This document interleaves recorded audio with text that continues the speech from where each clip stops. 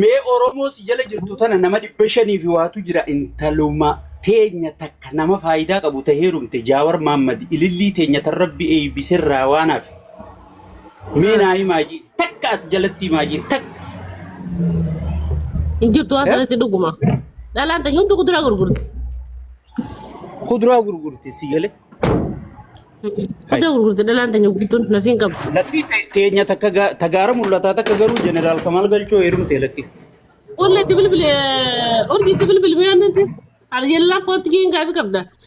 La urdi bari enyo intalti bari jaartiin Jawaar Mahammad barsamuu qabdi nama barate. Wallahi namni akkasiin jiru ilillee.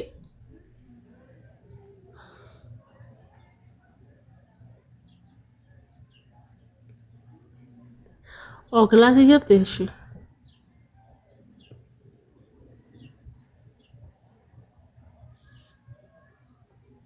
Kelasii jirti jaan. Sheekha maaltu si buutu? Kabbutaan hullatti maraattu. Maal warramni akkana isaa dhufate? Jaartii xiyyaa hin. Maal jettee ilmoo ta'in? Laal waa isin himu. Meeshaan teessanii. Yoo Rabbi jecha sodaachuu baattan akka feetan godhaa dho'isaa maqaa keenya nun balleessinaa ammoo. Laal waa isinitti waan akka jette akka kuulleetti kun amma ilaalcha kuulleetti kun. Maarree jalqan hin baafatinaa. Maarree franqalloo hin baafatinaa. Maarree jaarsoo hin baafatinaa. Maarree ituu hin baafatinaa. Gisi sharmuuta ta'uu deemtan Rabbitti isin dhiise. Rabbitti hin dhiise gosti shanyiin kabaja qabdi. Biyyitti kabaja qabdi. Intala humbannaa maarree hin baafatinaa. Laal matuma keessaniin abbaa keessanillee itti dabalina. Abbaa keessanillee itti dabalina. Faatuma taanaan faatuma. Baafadhaatuma. Kottu sheekha butaaqii. Wanni dasna jiru silaa akka kiyyatti. An silaa keessan jiru ta halaaluu harkaan jiru ta haraam dhiisi. Alhamdulillah yaa Rabbi kiyya akkana dhiiseeti. Ta haraam dhiisi ta halaaluu harkutti jiru sheekha butaaqii keessa kuttise. Amma quba kanaan shigginnaa. Erga dhukkootti lubbuu. Erga. شنق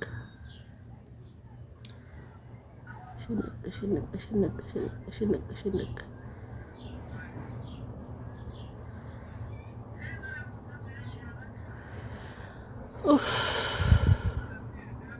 قلنا دارنا جاء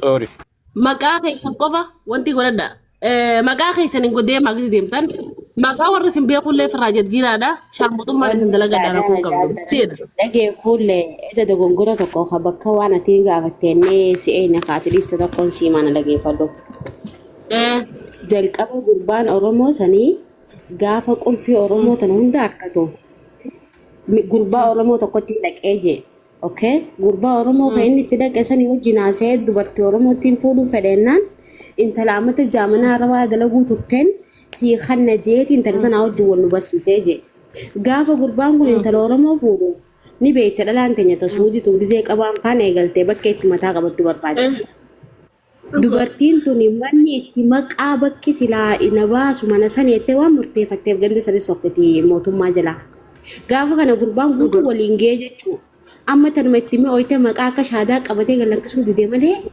hundi isaanii qabu gurbaan amma waan kana dhiira guyyaa san intala duraa san isaaf gurgurte san nuuf hidumaa dabbaan san silaa xiyyeeffannaa namni inni itti kannuu qabu.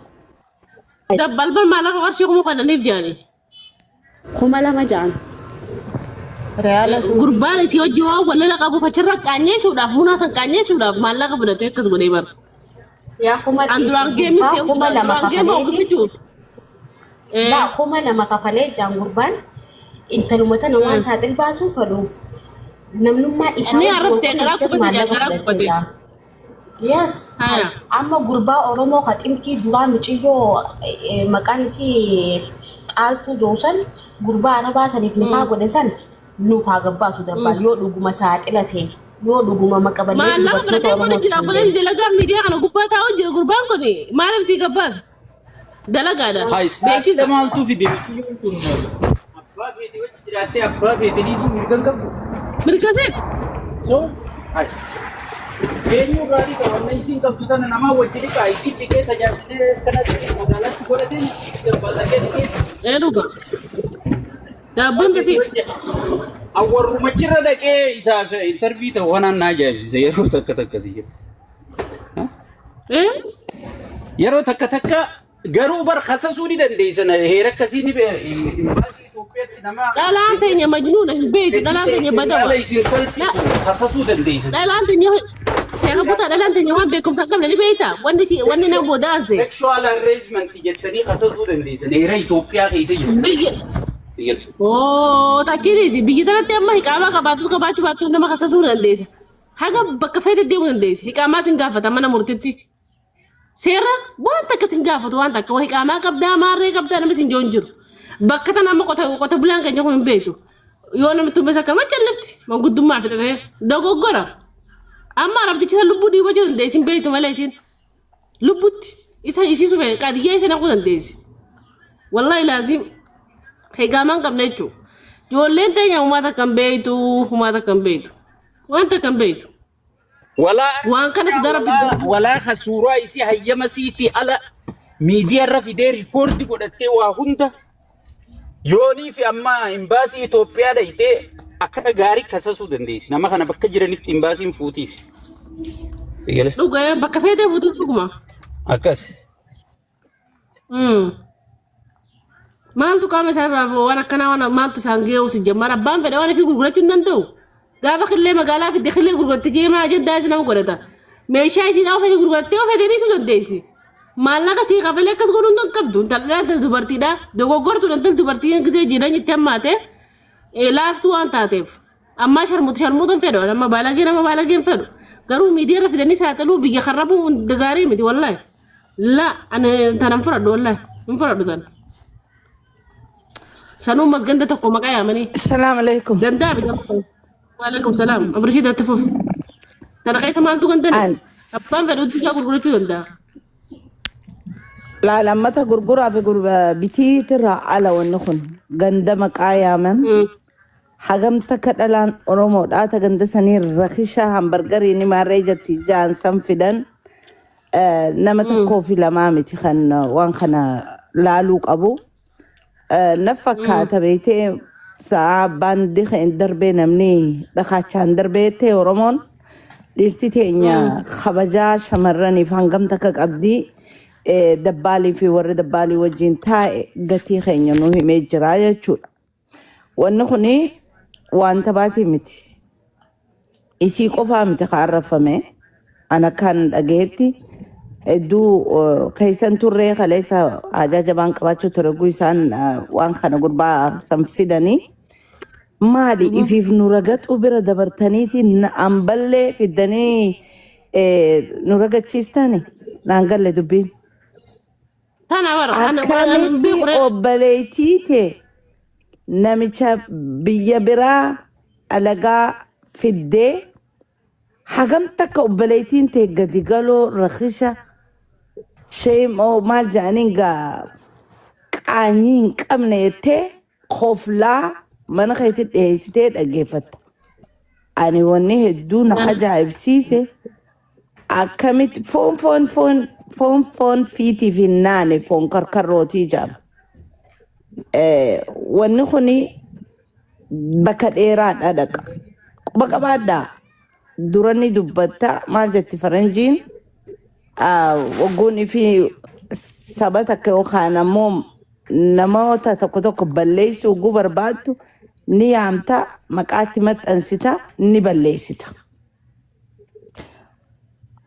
Ani waan kana hedduu takkan irraa ajaa'ibee isa qofaa miti akka nama dabbaal qoftiin balleesseetitti dhiirtiin dubbachuu hin qabdu. Warri achi keessa dhaggeeffate warri jiru kullee atillee si harkeen ture achirra hojjetee dhugaa ture. Xiqqoo isilaaliin hin dabre. Maaliif namaatu sheernarra godhe hedduu sheernarra godhaniin ol seenee turuu hin dandeenye.